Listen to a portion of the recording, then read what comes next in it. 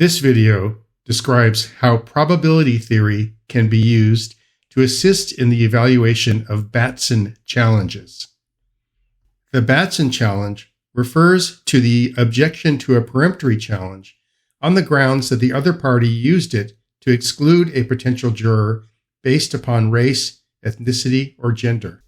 The name Batson comes from the 1986 Supreme Court ruling Batson v. Kentucky that excludes such use of peremptory challenges in criminal trials.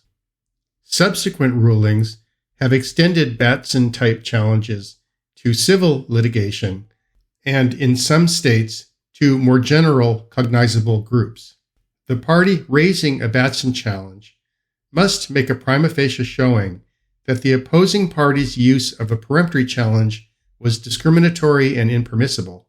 The opposing party may then make an argument as to whether their peremptory challenge was reasonably based upon neutral rationale. The trial court then decides whether purposeful discrimination has been proven. The party raising a Batson challenge may make arguments such as, "My opponent has used 4 of its 6 peremptory challenges against African Americans," or "My opponent has struck 50% of the minorities in the jury pool and only 25% of the whites." Another argument may be that the opposing party has struck an Hispanic juror yet has passed white jurors with essentially similar characteristics.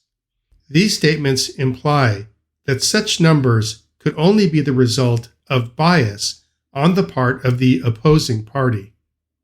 While such statements may seem persuasive, from a mathematical point of view, they are not necessarily credible because such numbers may have occurred by random chance.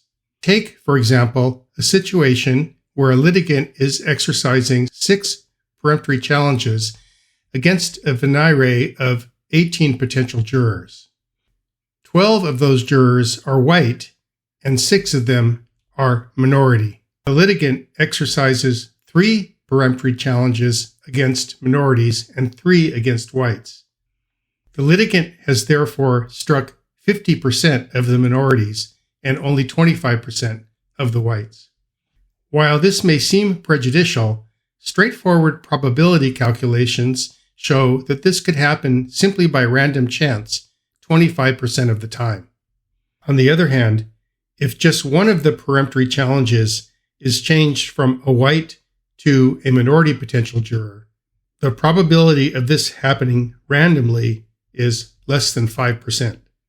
In my opinion, the former case would not be a strong candidate for a Batson challenge, while the latter case would be.